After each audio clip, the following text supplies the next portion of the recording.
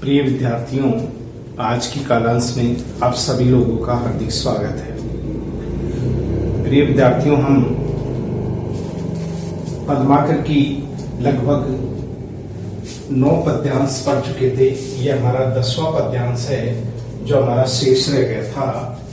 कवि पद्माकर रीतिकाल के रीतिबद्ध काव्यधारा के महान कवि माने जाते हैं। देखिए, हमने इससे पूर्व 9वां पद भी वीर रस से परिपूर्ण वीर काव्य के बारे में पढ़ा।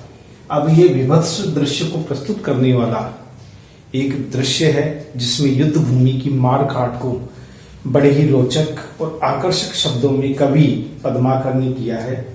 कवि पद्माकर जिस राजा के दरबार में रहते थे, चाहे हिम्मत बहादुर विरुदावली हिम्मत बहादुर के नाम से राजा प्रताप शाही का ही उपनाम था, हिम्मत बहादुर के नाम से वो जाने जाते हैं।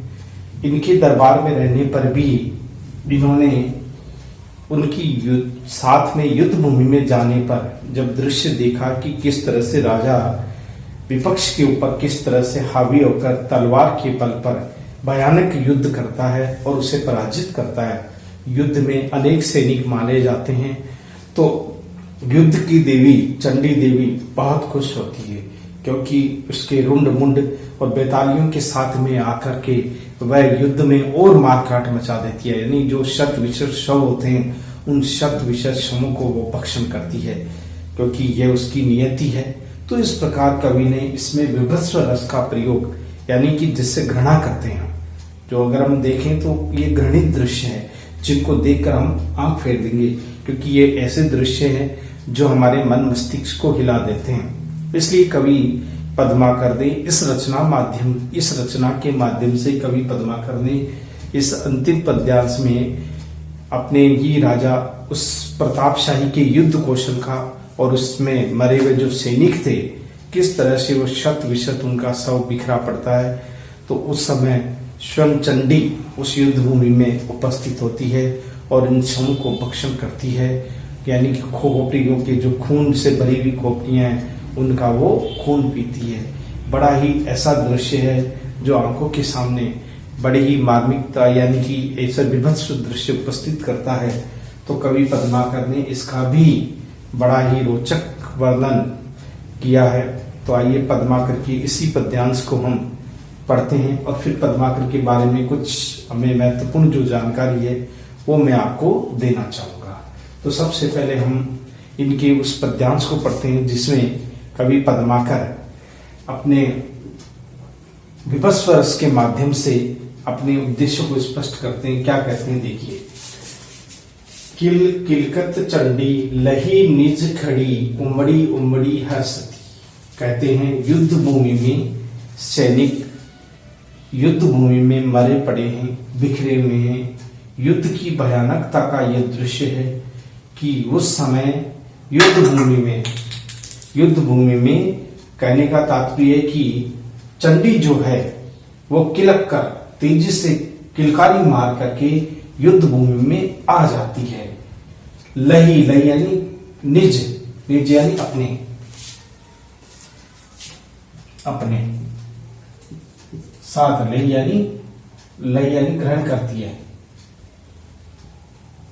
और निज खड़ी उमड़ी उमड़ी हर्षती, अर्थात मन के अंदर इतनी उत्साह भर करके उमड़ करके उसके मन में वह युद्ध भूमि के उस दृश्य को देखती है और किलकारी मारती है। वो चंडी है, देवी चंडी है जो किलकारी मार करके वहां उपस्थित हो जाती है, खड़ी हो जाती है। उमड़ गुमड़ हर्षती यानी प्रसन्न होती है, खुश होती है।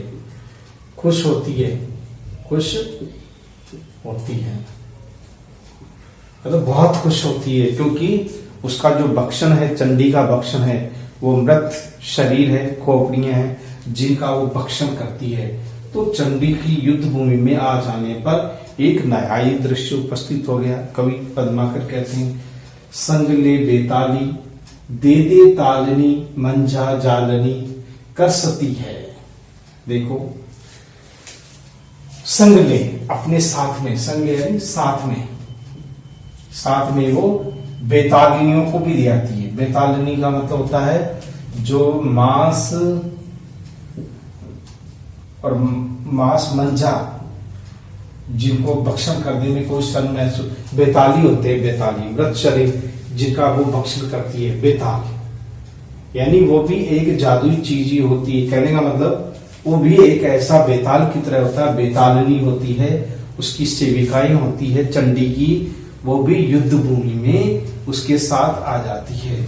दे दे तालनी, और इस युद्ध भूमि में जोर जोर से ताली बजा बजा करके अपनी खुशी को जाहिर करती है।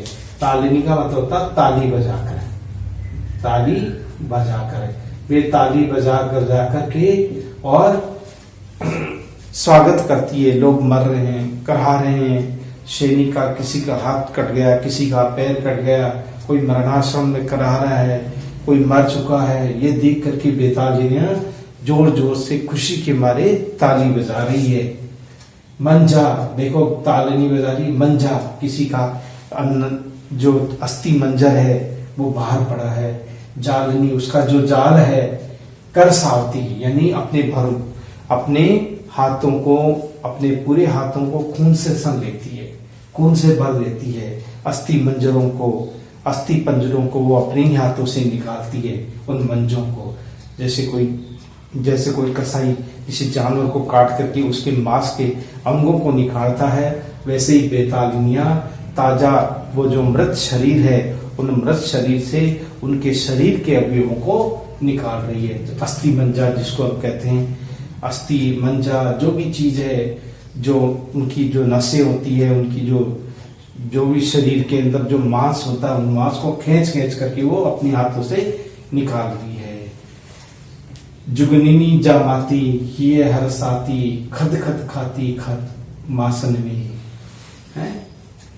जोगनिया जमाती, जोगनिया जमाती, जमाती जोगनिया जमाती, अर्थात अपने साथ में और अन्य जो जुगनिया हैं उनको भी कहती है तुम पेट भर के खाओ।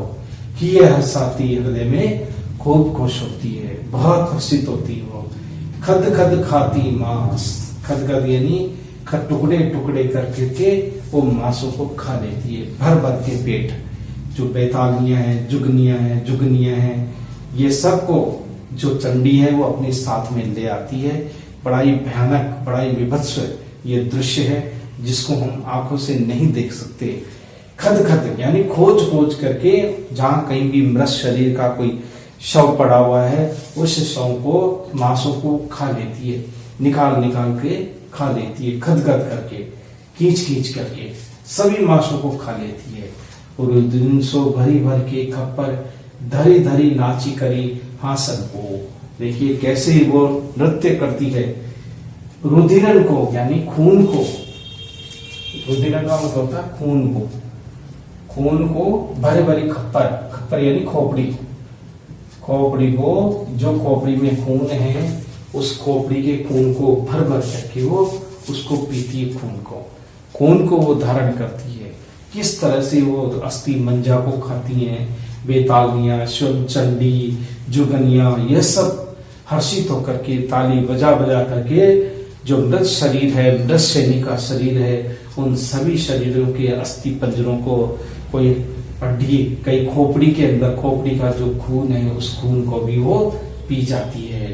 धरी धरी नाच, धरी धरी नचती कर करी हासन को। और वो क्या करती है, धरी धरी जगह जगह वो नृत्य करती है, जगह जगह उस मैदान में नृत्य करी कर कर हासन को, और हाथ दे दे करके, ताली बजा बजा करके एक दूसरे को वो क्या करती है, हंसती हैं, खुशी होती, अपनी खुशी को प्रकट करती है। वह मृत शरीर है, मरीज शरीर का वो भक्षण कर रही है, खा रही है, और शरीर पूरी तरह से बिखरा पड़ा है। देखिए युद्ध का इसमें कवि ने विभत्स दृश्य को प्रस्तुत किया, विभत्स रस,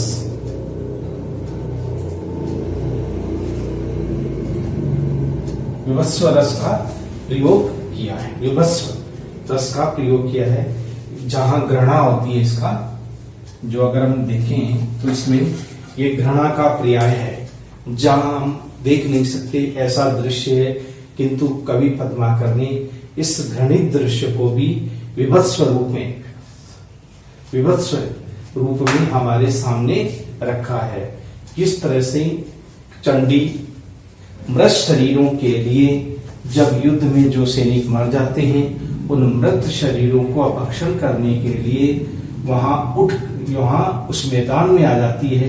उमड़ घुमड़ करके वो जब दृश्य देखती है मैदान में तो उसके मन में खुशी का कोई ठिकाना नहीं रहता, बहुत हर्षित होती है और सोचती है आज तो उसे जी भर खाने को मिल गया। वो है चंडी, देवी चंडी, जो केवल मृत शरीरों का ही भक्षण करती है, जो शत विशत है, मरने वाले हैं, उन शरीरों को भी खाती है और साथ में बेतालनियों को भी ले आती है। जो मांस का भक्षण करने वाली बेतालनियां हैं वो भी तरह तरह के रंग रूप को बाल बिखेर करके बहुत ही विभत्स दृश्य के दे तालनी, और वो तो बेतालनी तो इतनी खुश होती है, इतनी प्रसन्न होती है कि युद्ध भूमि में जो व्यक्ति करा रहा है, मरने की अवस्था में है, उनकी मरने के लिए वो तालियां बजा बजा करके उनका स्वागत करती है। चलो जल्दी निपटो। इस तरह की जो धारणा है वो सब कवि ने दिखाई गई है। तालियां दे दे करके, बजा बजा करके वह मनोरंजन करे। मंजा जालनी कर सती, अर्थात वो क्या करती है, मंजा छत विछत जो शरीर है उसमें से अस्थि मंजर निकाल करके अपने हाथों को खून से सन लेती है, भर लेती है। और जुगनियां जमाती, कि जुगनियां जो है उसी तरह बेतालियों की तरह है, इनको भी वो कहती है कि तुम भी भक्षण करो इनका, इन शवों को निपटाओ, इन शवों को खा जाओ। इस तरह का जो दृश्य है ये हर्षाती और मन ही मन खुश होती है। ये का मतलब होता है हृदय में खुश होती है। खद खद खाती मासन को, यानी टुकड़े टुकड़े करके बिखेर बिखेर के उन शत विशत पड़े हुए मांसों को खींच खींच करके खाती है। इस तरह से बड़ा ही वो भयानक दृश्य है जिसके बारे में शब्दों में व्यक्त करना असंभव है। रुधिर खान सो भरी भरी खप्पर, क्या करते, खोपड़ी होती है, खोपड़ी में जो खून है उस गर्म खून को भी वह ऐसे मुंह के लगा करके उस पूरे खून को चूस जाती या पी जाती है। धरी धरी नाच करी करी हसन को, और जगह जगह वो उस मृत शरीर के ऊपर नृत्य करती हुई नजर आती है और अपनी खुशी को, अपनी हंसी को वहां प्रकट करती है। ठहाके लगा लगा के हंसती है, जोर जोर से वो हंसती है। ये सब चंडी के वो अनुयायी है, शम चंडी है, जो सभी को वो प्रोत्साहित करती है और कहती है कि इनका सबका भक्षण कर लो। तो इस तरह से ये दृश्य है, विभत्स दृश्य है, जिसका कवि पद्माकर ने बड़े ही आकर्षक शब्दों में इसका वर्णन किया है। ये अंतिम पद है, अंतिम पद, जिसमें इसका मतलब यह हुआ कि इन्होंने वीर रस के साथ साथ विभत्स रस को भी काव्य में प्रमुखता दी है, क्योंकि वीरता केवल प्रदर्शन करना ही नहीं, वीरता के परिणाम स्वरूप जो होता है वो विभत्स दृश्य होता है। और विभत्स का जो स्थायी भाव है वो है घृणा, ग्रंथित कोई भी चीज जिसे हमारी आंखें नहीं देख सकती, उस दृश्य को कवि ने अपने सामने रखा है।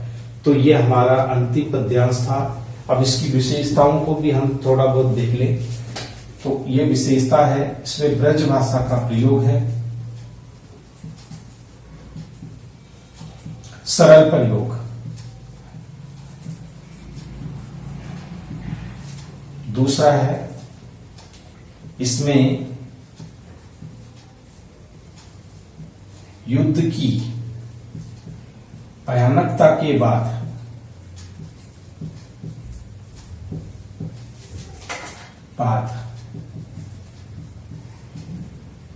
के दृश्य को उपस्थित किया है, यानी युद्ध के बाद में, भयानकता के बाद में जो दृश्य है वो सामने उपस्थित किया है। तीसरी जो विशेषता है इसमें विभत्स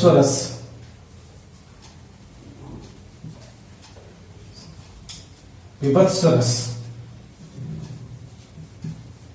अनुभूति हुई है।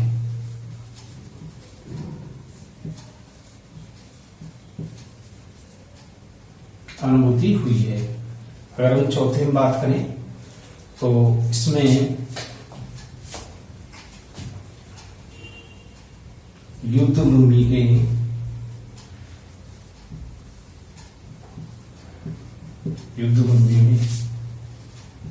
मृत शरीर को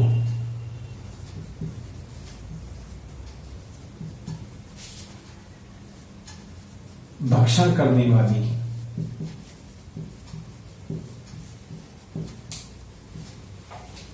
बैतालिक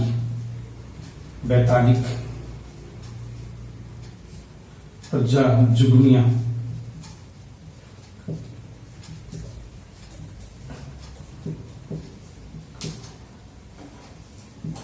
का वर्णन भी किया है।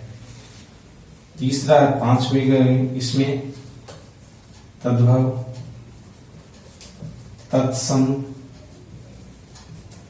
शब्द तो देश शब्द का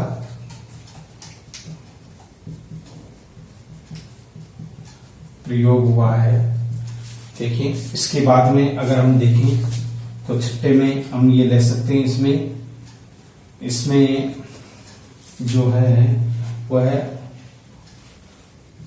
ओज गुण का है। इसमें ओज गुण की प्रधानता है, क्योंकि किलकारियां भर भर करके जिस तरह से चंडी वहां युद्ध भूमि उपस्थित हो जाती है तो वहां ओज गुण उपस्थित होता है।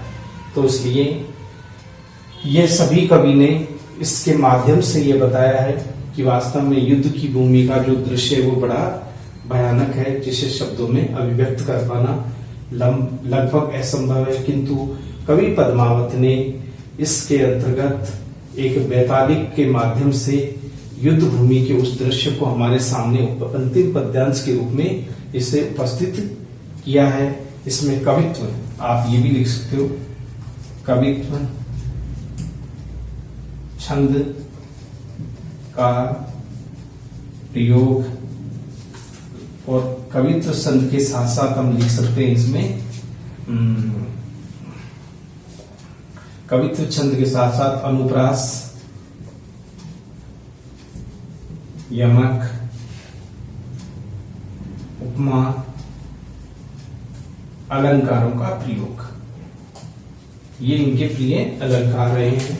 इन सभी अलंकारों का प्रयोग हम इस रूप में देख सकते हैं। कवि पद्माकर ने इसका वर्णन बड़े ही आकर्षक शब्दों में, बड़े ही रोचक शब्दों में इन पद्यांशों में किया है। तो ये हमारा अंतिम पद्यांश था। अब हम थोड़ा पद्माकर के संबंध में मैं आपको कुछ जानकारी देना चाहूंगा, विशेष रूप से जो उसकी कलागत विशेषता को प्रदर्शित करता है, उसकी विशेषताओं को प्रदर्शित करता है। कौन सी ऐसी विशेषताएं हैं जो पद्माकर के काव्य में देखी जा सकती है, तो वो हम विशेषताओं को देखिए।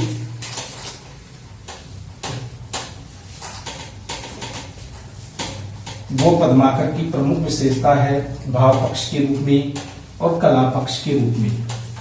कौन कौन सी ऐसी विशेषताएं हैं जो पद्माकर के रूप में देखी जा सकती है? तो देखिए, अगर हम पद्माकर की बात करें तो इन्होंने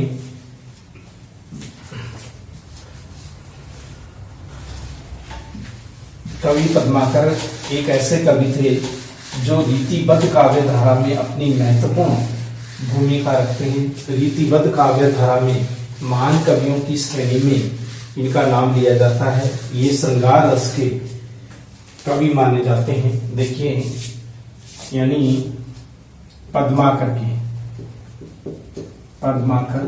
की काव्य की सामान्य विशेषताएं, सामान्य विशेषता कौन कौन सी ऐसी विशेषता है जो पद्माकर के काव्य को एक नया आधार प्रदान करती है? तो पहले तो हमें ये देखना चाहिए, तो वह है रीतिबद्ध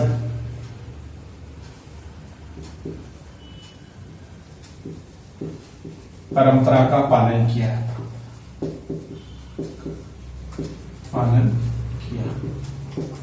कवि पद्माकर रीतिबद्ध काव्य परंपरा के श्रेष्ठ कवि माने जाते हैं। इन्होंने रीतिबद्ध में जिन्होंने एक तो लक्षण ग्रंथ का निर्माण करना, जैसे लक्षण ग्रंथ लिखना, लक्षण ग्रंथ को लिखना, नायिका भेद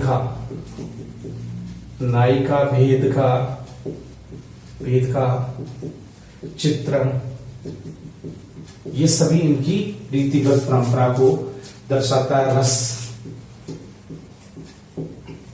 अलंकार,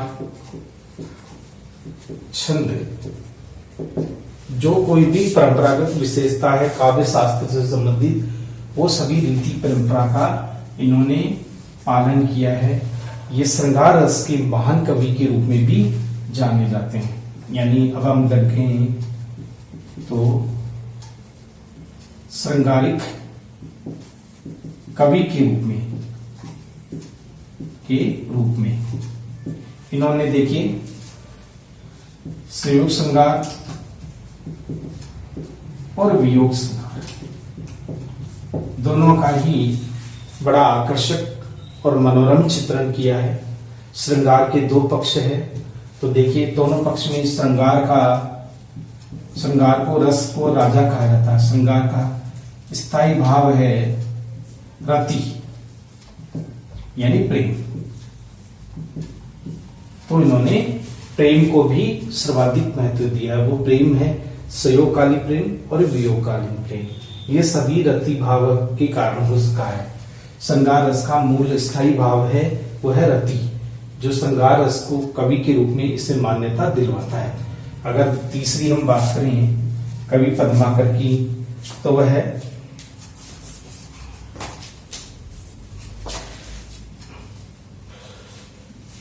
श्रृंगार रस के बाद में जो कवि को नया आधार या रूप देती है श्रृंगार रस के रूप में के बाद में अब आता है वो है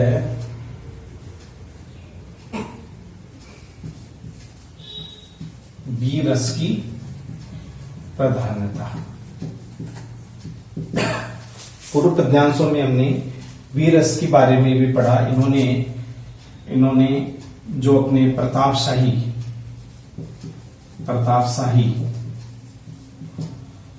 की वीरता का वर्णन किया है, जिनके वो दरबार में रहते थे, तो उनकी का भी वर्णन किया है। प्रतापशाही जगदीश यानी कि प्रतापशाही जो जयपुर नरेश प्रताप सिंह का वर्णन किया है, या प्रतापशाही कहां के थे? जयपुर का नरेश इसका वर्णन किया है। देखिए जयपुर के नरेश प्रतापशाही ने इन्हें 56 लाख रुपए दिए। इनाम में इनको 53 गांव और 56 हाथी मिले। हाथी दिए गए 56,000, 53 तो गांव और 56 लगभग हाथी दिए गए इनाम के रूप में।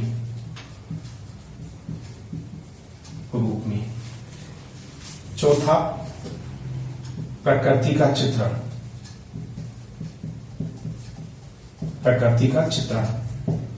प्रकृति के उन्होंने मनोहारी रूप का हमने बसंत ऋतु को सर्वाधिक चित्रण किया। उन्होंने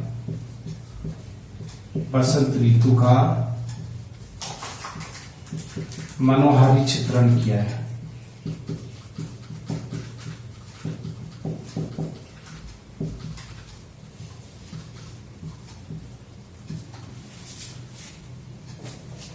ठीक है ना, ये प्रकृति का मनोहारी चित्रण बसंत ऋतु के माध्यम से। और इसमें देखिए अलग जो है प्रकृति चित्रण में इन्होंने वर्षा ऋतु का भी हमने पढ़ा था। वर्षा ऋतु का भी इन्होंने बड़ा मनोभावन चित्रण किया है। तो वर्षा ऋतु के बाद में एक आती ऋतु जिसका नाम ग्रीष्म ऋतु, गर्मी की ऋतु का भी बड़ा भयानक वर्णन किया है। सर्दी का शायद नहीं किया है, लेकिन किंतु बसंत ऋतु को तो इन्होंने सर्वाधिक काव्य में महत्व दिया है। वर्षा ऋतु का वर्णन किया है और ग्रीष्म ऋतु का भी वर्णन किया है। ये कवि देव की अपनी विशेषता है जो उस समय परिलक्षित होती है। अब अगर हम बात करें 5वें पॉइंट की, तो वो है इनके जो अलंकार है उनमें अनुप्रास, रूपक, उपमा और पुनरुक्ति, ये सभी अलंकार इनमें प्रयुक्त किए हैं। मूल रूप से अनुप्रास, रूपक, उपमा, पुनरुक्ति। और छठा में अगर हम देखें तो रस की अनुभूति कौन कौन सी हुई है। रस की अनुभूति में हम ये देख सकते हैं, एक तो श्रृंगार रस इनके काव्य का विषय रहा है, और एक रहा है वीर रस, एक रहा है विभत्स रस जो हमने अभी पढ़ा है,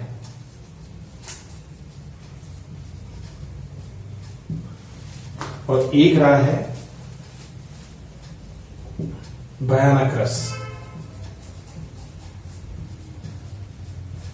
ये सभी रसों के प्रति अपनी इन्होंने जिज्ञासा प्रकट की है, चाहे श्रृंगार रस हो, श्रृंगार के दोनों पक्ष है, वीर रस का अपनी प्रतापशाही की युद्ध वीरता का, विभत्स रस में भयानक युद्ध दृश्य का जिसमें मांस बिखरे पड़े हैं उसका, भयानक रस में युद्ध की भयानकता का बड़ा आकर्षक और मनोरम चित्रण किया है। और इसके अलावा कवि पद्माकर ने जिनमें सबसे ज्यादा उनकी रुचि थी, कवि पद्माकर रीतिगत काव्यधारा में, वो है सातवां है नायिका भेद।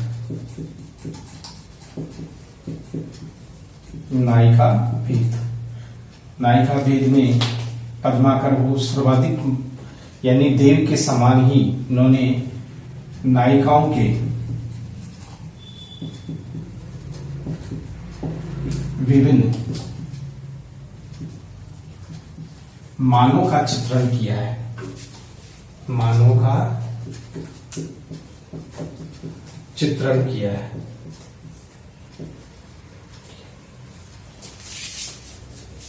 ना नायिका भेद में यह है रूठना, मनाना, छिपना, छिपाना, होली का खेल खेलना, ये सभी दृश्य नायिका भेद के अंतर्गत दिखाए गए हैं। आठवां है वो है इनकी जो विशेषता है वो चमत्कार प्रदर्शन।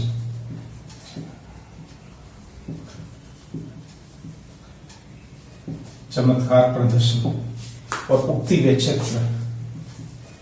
उक्ति वैचित्र्य,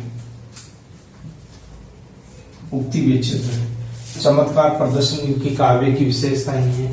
उक्ति वैचित्र्य, किसी भी कथन को किस रूप में कहना है, ये कवि पद्माकर ने स्पष्ट रूप से कह दिया था। चमत्कार प्रदर्शन, उक्ति वैचित्र्य, ये कवि में यानी काव्य को और अधिक आकर्षक और सुंदर बना देते हैं। इसलिए उक्ति वैचित्र्य और चमत्कार प्रदर्शन भी इनके काव्य के अभिन्न अंग रहे हैं। और अगर हम बात करें तो इन्होंने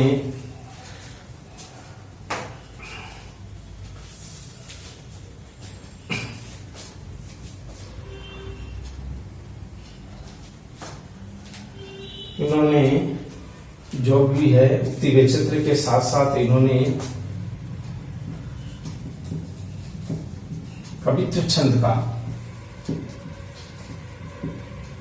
अधिक रुचि दिखाई है।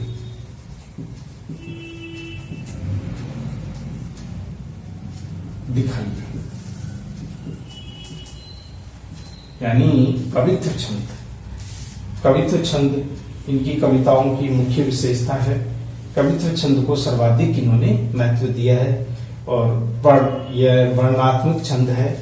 और इसके बारे में हमने पढ़ा कि 16 और 15 पर यति होती है, कुल 31 वर्ण होते हैं। तो इस प्रकार ये कवित्व छंद की श्रेणी में आता है। कवि पद्माकर ने उसका मनोआकर्षक और सुंदर चित्रण किया है।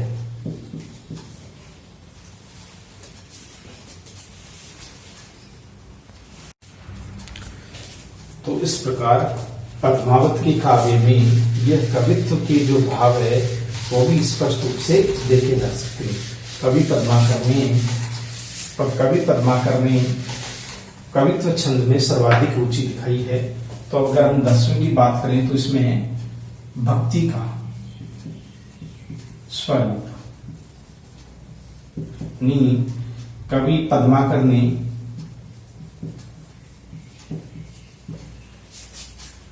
राम के प्रति अपनी निष्ठा बताई है, अपनी निष्ठा व्यक्त की है।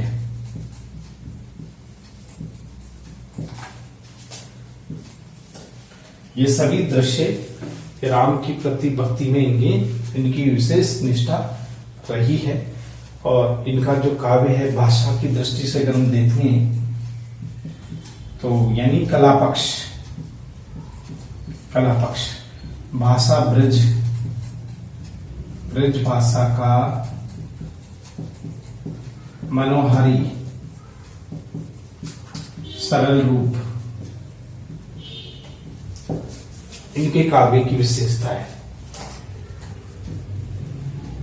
इनके काव्य की विशेषता है।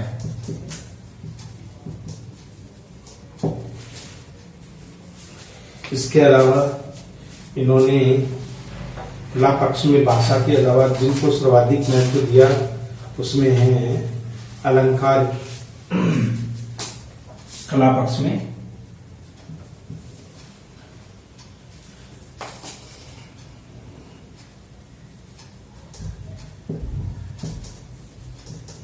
योजना यानी काव्य में काव्य अनुरूप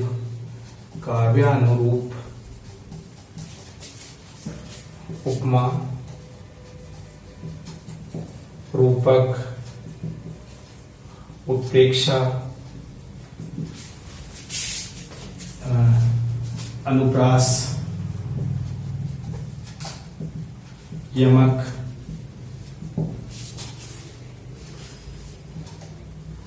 आदि अलंकारों का प्रयोग काव्य में किया है।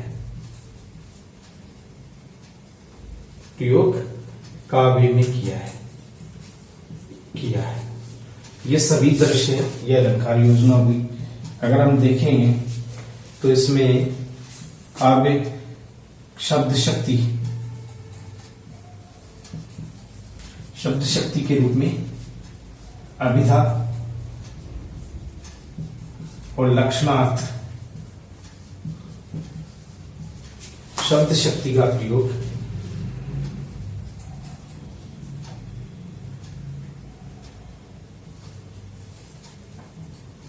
के साथ व्यंजना शब्द शक्ति भी आई है। व्यंजना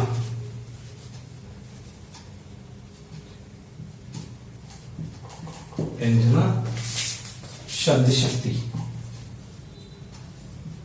अर्थात तीनों ही शब्द शक्तियों का इन्होंने अपने काव्य में प्रयोग किया है।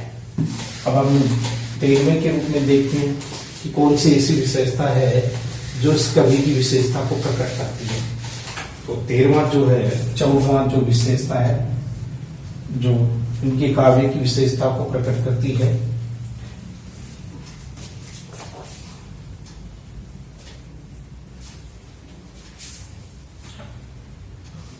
काव्य गुण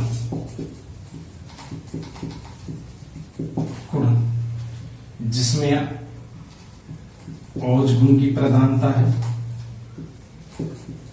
माधुरी गुण की प्रधानता है और प्रसाद गुण की, क्योंकि भक्ति में प्रसाद गुण का प्रयोग इन्होंने किया है। तो हम इनको ओज, माधुरी और प्रसाद ये तीनों ही गुण काव्य की विशिष्टता को प्रदर्शित करते हुए दिखाई देते हैं।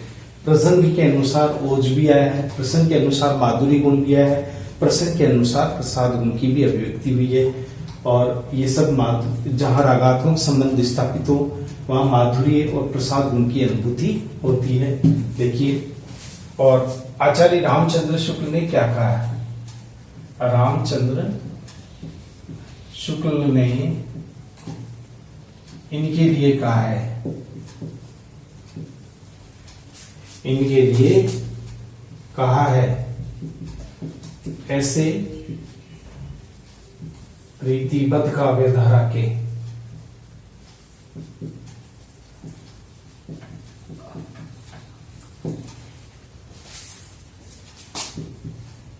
श्रृंगार चित्रण करने वाले, श्रृंगार का चित्रण करने वाले